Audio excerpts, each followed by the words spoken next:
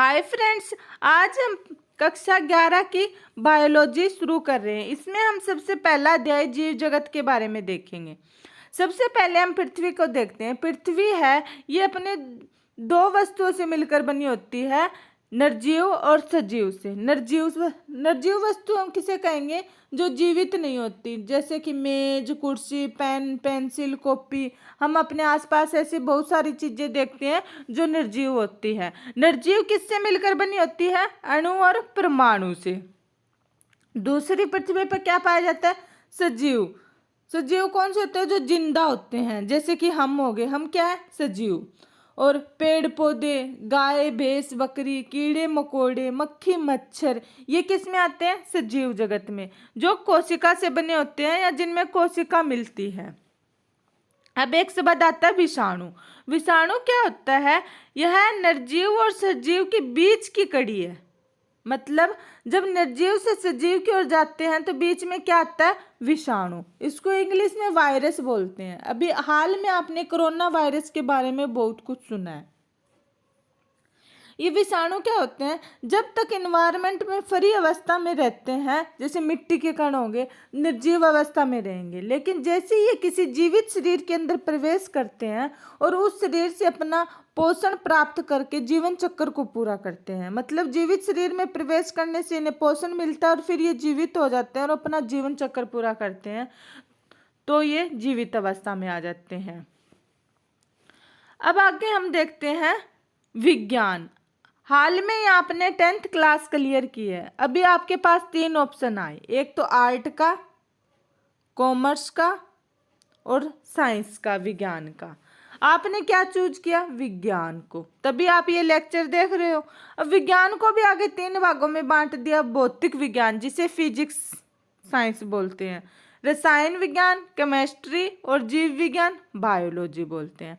लेकिन हम सिर्फ जीव विज्ञान का अध्ययन करेंगे।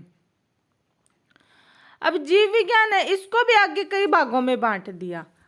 अब +1 +2 तक तो इसे 2 भाग होते हैं, प्राणी विज्ञान और वनस्पति विज्ञान। लेकिन जैसे ही हम ग्रेजुएशन या पोस्ट ग्रेजुएशन करते हैं, एक और विज्ञान आ जाती है, सूक्ष्म जीव विज्ञान।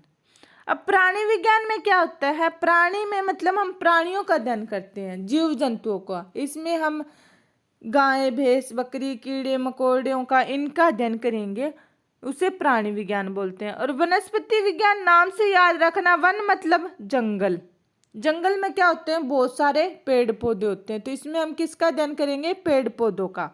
और सूक्ष्म जीव विज्ञान में सूक्ष्म मतलब बहुत छोटे, जीव मतलब जीव, जो जंतु होते हैं जिन्हें हम अपनी डायरेक्ट आंखों से नहीं देख सकते, बल्कि इनको देखने के लिए हमें किसी सूक्ष्मदर्शी की जरूरत पड़ती है। उन्हें सूक्ष्म जीव बोलते हैं। जैसे बैक्टीरिया, वायरस, कोरोना वायरस का हमने सिर्फ नाम सुना है, उसको अपनी आंखों से नहीं देखा, तो वो क्या होगा? सूक्ष्म जीव। इसका अध्ययन करते हैं। अब प्राणी विज्ञान के जनक या पिता किसे कहा जाता है? अरस्तु को, याद रखना है ये। वनस्पति विज्ञान के पिता किसे कहा जाता है? थियोफ्रेटस को। और सूक्ष्म जीव विज्ञान के पिता लियोनहोफ को जाना जाता है। ये याद रखना है, अरस्तु, प्राणी विज्ञान, क्योंकि हमने जब जीव विज्ञान ले ही लिए तो ये हमें तीनों नाम अच्छे से याद रखने हैं। प्राणी विज्ञान किसे का पिता किसे कहा जाता है? अरस्तु को। और वनस्पति विज्ञान के पिता थियोफ्रेटस को, सूक्ष्म जीव विज्ञान के पिता लियोनहोफ को। अब सबसे पहली टर्म आती है जीव क्या है। जीव विज्ञान में सबसे पहला क्वेश्चन ये आता है कि जीव क्या है। अब जीव नाम है तो जीव होगा तो जिंदा होगा, जो वृद्धि करता है, जनन करता है, पर्यावरण के प्रति संवेदना का पता लगाना और उसके अनुकूल क्रिया करना, ये अद्भुत लक्षण किसमें पाए जाते हैं? जीवों में। वृद्धि मतलब बढ़ता है, जनन मतलब अपने जैसी संतान पैदा करता है, पर्यावरण के प्रति संवेदना का क्या मतलब हुआ? उसे ठंडे गर्म का एहसास होगा और उसके प्रति अनुकूल क्रिया करेगा वो। ये लक्षण सिर्फ जीवों में मिलते हैं, निर्जीव वस्तुओं में नहीं मिलते। अब पेंसिल पे, पेन पे कोई प्रभाव नहीं पड़ता किसी भी चीज का। अब एक पेंसिल को रखते हैं, वो अपने जैसी दूसरी संतान पैदा नहीं करती, ना ही वो बढ़ती है पेंसिल, और ना ही वो उसको गर्म में डाल दो, ठंडे में डाल दो, उस पर कोई असर नहीं होता। उसके बाद में हम देखते हैं सबसे पहला टॉपिक वृद्धि। वृद्धि का क्या मतलब होता है? वृद्धि का मतलब होता है बढ़ना, कोई किसी चीज का बढ़ना। अब वृद्धि है दो प्रकार से होगी, एक तो भार में वृद्धि, एक कोशिका की संख्या में वृद्धि। इसको अच्छे से समझते हैं। यह संजीवों का विशिष्ट लक्षण नहीं है। विशिष्ट लक्षण क्या होता है? जो केवल संजीवों में मिलता है, लेकिन ये विशिष्ट लक्षण नहीं है।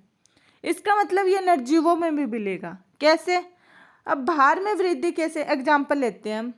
एक तो लेते हैं पेड़ का, एक लेते हैं दूध का। ये अपना वो होगा, डोंगा होगा, इसमें दूध डालते हैं, इसमें 1 लीटर दूध होता है। हम इसमें 1 लीटर और डाल लेते हैं तो कितना होगा? 2 लीटर दूध हो गया। तो मतलब इसके भार में वृद्धि होगी। एक ये पेड़ है, बीज है, हमने बीज लगाया, फिर ये इतना पौधा बना, फिर ये एक टाइम के बाद ये इतना पूरा पेड़ बन गया। इस पेड़ की वृद्धि हुई है। इस दूध की वृद्धि में और पेड़ की वृद्धि में फर्क है। ये वृद्धि है, ये भार में वृद्धि है, जबकि ये पेड़ की वृद्धि है, ये कोशिकाओं की संख्या में वृद्धि हुई है। क्योंकि ये दूध है, ये ऊपर से वृद्धि हुई है, और पेड़ की वृद्धि अंदर से कोशिकाओं के विभाजन से वृद्धि हुई है। लेकिन वृद्धि दोनों में हुई है, क्योंकि दूध निर्जीव है और पेड़ सजीव है। तो हम ये बोलेंगे कि ये सजीवों का विशिष्ट लक्षण नहीं है, क्योंकि ये निर्जीवों में भी होती है। लेकिन जो निर्जीवों में होगी वो भार में वृद्धि होगी। जैसे दूध में वृद्धि हुई है वो भार में वृद्धि हुई है, और संजीवों में जो वृद्धि होती है वो किस में होती है? कोशिका में वृद्धि। अब आगे देखते हैं हम जनन, जो संजीवों का एक लक्षण है। जनन का से क्या होता है कि अपने जैसी ये संतान पैदा कर देते हैं, अपने जैसी दूसरी संतान बनाते हैं। ये 2 प्रकार से होगा, एक तो लैंगिक जनन, एक अलैंगिक जनन। लैंगिक जनन हायर पेड़ पौधों जंतुओं में पाया जाता है, अलैंगिक जनन लोअर जीव जंतु या पेड़ पौधों में पाया जाता है। अलैंगिक जनन तो विखंडन के द्वारा, बीजाणुओं के द्वारा हो जाता है। अब आगे देखते हैं, कुछ जीव जनन नहीं कर सकते, मतलब अपने जैसी संतान नहीं बना सकते। इसमें हम एग्जाम्पल लेंगे खच्चर का, बंदे कामगार मधुमक्खी का। खच्चर क्या होती है? ये गधे और घोड़े से मिलकर बनी होती है। बंदे कामगार मधुमक्खी है, ये भी जनन नहीं कर पाती। तो यह संजीवों का विशिष्ट लक्षण नहीं है। मतलब विशिष्ट लक्षण वही होगा जो केवल संजीव ही कर सकते हैं, लेकिन इसमें से ये सजीव है लेकिन ये जनन नहीं कर पाते। अब आगे हम देखते हैं जैव रासायनिक अभिक्रियाएं। जैव रासायनिक अभिक्रियाएं क्या होती है? जो हमारे शरीर के अंदर होती है। एक टर्म आती है उपापचय, जिसे इंग्लिश में मेटाबॉलिज्म कहते हैं। आपने एनाबॉलिज्म, मेटाबॉलिज्म, केटाबॉलिज्म यूट्यूब पे बहुत सारे नाम सुने होंगे। अब उपापचय, इसके एक आएगी उपपचय, एक आएगी अपपचय। उपपचय क्या होते हैं? एनाबॉलिज्म, जिसे हिंदी में निर्माणकारी बोलते हैं। अपपचय केटाबॉलिज्म, जिसे विघटनात्मक बोलते हैं। निर्माणकारी का क्या मतलब हुआ? जो मिलकर 2 चीजें मिलकर कोई चीज बनाएगी। जैसे प्रकाश संश्लेषण में हम देखते हैं कार्बन डाइऑक्साइड वाटर क्या मिलकर बनाते हैं? ग्लूकोज बनाते हैं, CH6H12O6। तो ये जो प्रकाश संश्लेषण है, फोटोसिंथेसिस है, वो कौन सी टर्म होगी? एनाबॉलिज्म। और केटाबॉलिज्म में हम किसका एग्जांपल लेते हैं? जैसे वाटर होगा H2O, ये टूट जाएगा, इसमें हाइड्रोजन गैस अलग निकल जाएगी और ऑक्सीजन गैस अलग निकल जाएगी। मतलब इसमें कोई चीज का टूटना होता है और एनाबॉलिज्म में किसी चीज का बनना होता है। यह सजीवों का विशिष्ट लक्षण है। जो ये रासायनिक अभिक्रियाएं हैं, यह संजीव का विशिष्ट लक्षण है। मतलब केवल संजीवों में ही मिलती है, निर्जीवों में ये नहीं पाई जाती। जो संजीव वस्तु होती है उसमें उपापचय, अपपचय, उपपचय की टर्म आती है। अब आगे हम देखते हैं पर्यावरण के प्रति संवेदना। आप सभी ने नोटिस किया होगा, ये आप सभी को होता है, गर्मियों में ज़्यादा गर्मी लगती है, सर्दियों में ज़्यादा ठंड लगती है, या फिर कई बार हम किचन में काम करते हैं तो हमें गैस पे या तवे पे रोटियां बनाते तो गर्म लग जाता है एकदम से। ये ब्राहा कारकों के प्रति प्रतिक्रिया है। जैसे कि हमें कांटा चुभता है तो एकदम से दर्द होता है और हम अपने पाँव को या फिर हाथ को दूर हटा लेते हैं।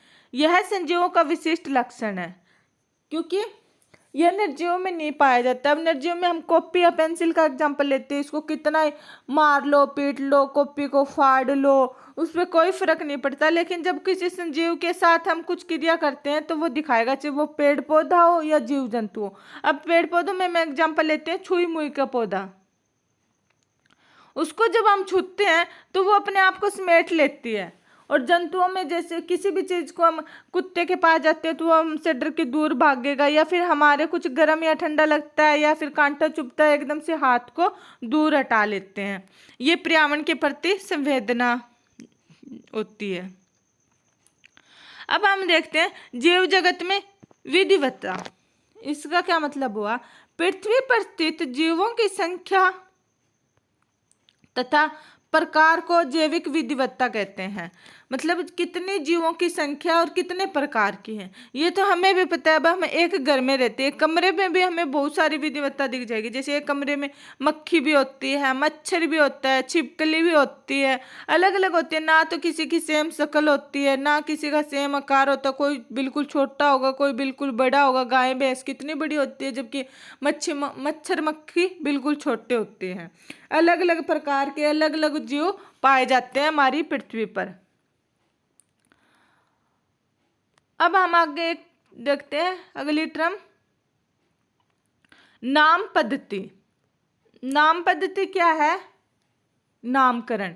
जब छोटा बच्चा होता है, सभी को पता है, उसके 2 या 3, 4, 5 दिन बाद में उसका नामकरण जरूर किया जाता है। ऐसा कोई भी नहीं है जिसका नाम नहीं होता। प्रत्येक जीव का एक मानक नाम होता है जिसे वह उसी नाम से सारे विश्व में जाना जाता है। इस प्रक्रिया को नाम पद्धति कहते हैं। क्योंकि बगैर नाम के हम हमारे कम्युनिकेशन में प्रॉब्लम आएगी। जैसे एक घर में 3 बहनें होती हैं, उनका अलग अलग नाम होता है। अगर तीनों का कोई नाम नहीं है, सिर्फ लड़की के नाम से जाना जाएगा, तो हम ऐसे बोलेंगे लड़की, तो कोई भी नहीं समझ पाएगा कि किसे बुला रहा है। लेकिन अलग अलग नाम से जान लेंगे, जिसका नाम लेंगे वही आएगा। अब हम सभी जैसे जानवर है, सभी को जानवर नहीं बोलते, अलग अलग बोलते हैं। ये कुत्ता है, ये बिल्ली है, ये गाय है, ये भैंस है, क्योंकि इससे हमें सुविधा होती है। अब जो नामकरण है, इसमें वैज्ञानिकों ने अलग अलग रख दिया। जैसे पेड़ पौधों का एक अलग बना दिया और जीव जंतुओं का अलग। International code of botanical nomenclature, ICBN, ये आपको टर्म याद रखनी है। ICBN, इसकी फुल फॉर्म क्या होगी? International code of botanical nomenclature. इसमें हम पेड़ पौधों के नाम का अध्ययन करते हैं। और एक आता है ICZN, इसमें international code of zoological nomenclature. इसमें जीव जंतुओं के नामकरण के बारे में हम अध्ययन करते हैं भी किसका क्या नाम है। पूरे विश्व में प्रत्येक चीज का एक पर्टिकुलर नाम रख दिया गया है।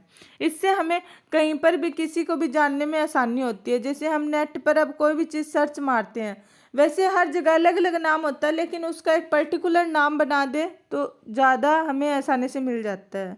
एग्जाम्पल लेते हैं मैं इसमें पानी का। घर में हम इसको पानी भी बोलते हैं, कहीं पे जल बोला जाता है, कहीं पे नीर बोला जाता है, कहीं पे वाटर बोला जाता है। लेकिन जैसे ही हम नेट में इसको वाटर टाइप करेंगे तो हमें पानी के बारे में इंफॉर्मेशन मिलेगी।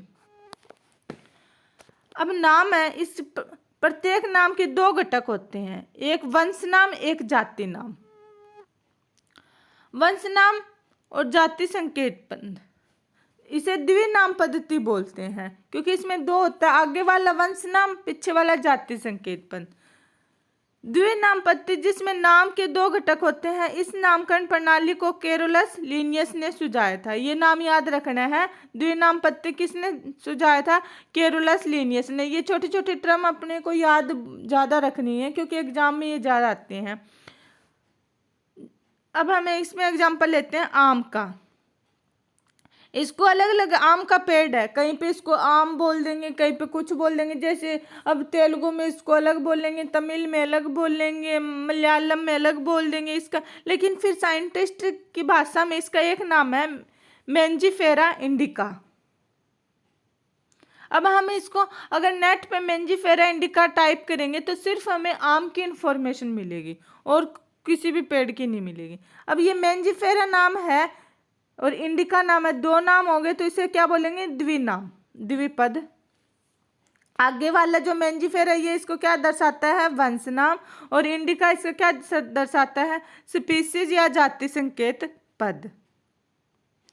अब मेंजिफेरा इंडिका लिन, इसमें क्या है, मेंजिफेरा वंश नाम हो गया, इंडिका जाति पद संकेत, लेकिन लिन है ये इसके पीछे वैज्ञानिक या लेखक का नाम जोड़ दिया जो इसके बारे में सबसे पहले खोजा या बताया था। पूरी नामकरण ऐसे होगा इसका, आगे वाला वंश नाम, जाति संकेत पद और वैज्ञानिक लेखक का नाम लिखा जाता है पीछे।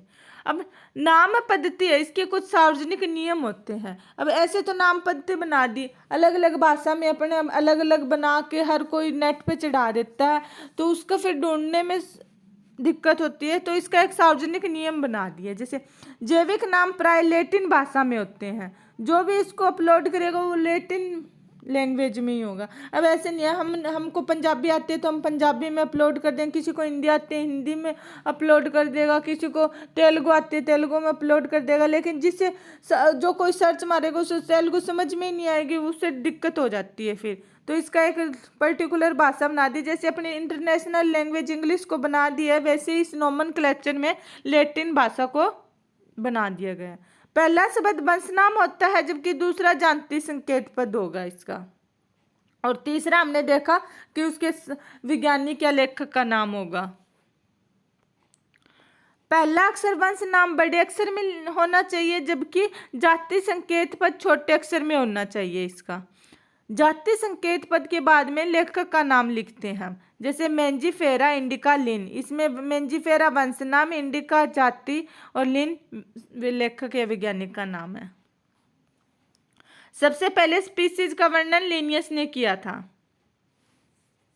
किसने किया था? लिनियस ने। आज के लिए फ्रेंड्स इतना ही, नेक्स्ट हम अगली क्लास में देखेंगे, फिर अगर ज़्यादा देखेंगे लेक्चर बड़ा हो जाएगा। अगर आप पहली बार लेक्चर देख रहे हैं तो चैनल को ज़रूर सब्सक्राइब करें। आपको यहाँ पर कक्षा 11 का पूरा सिलेबस करवाया जाएगा हिंदी मीडियम में। Thank you.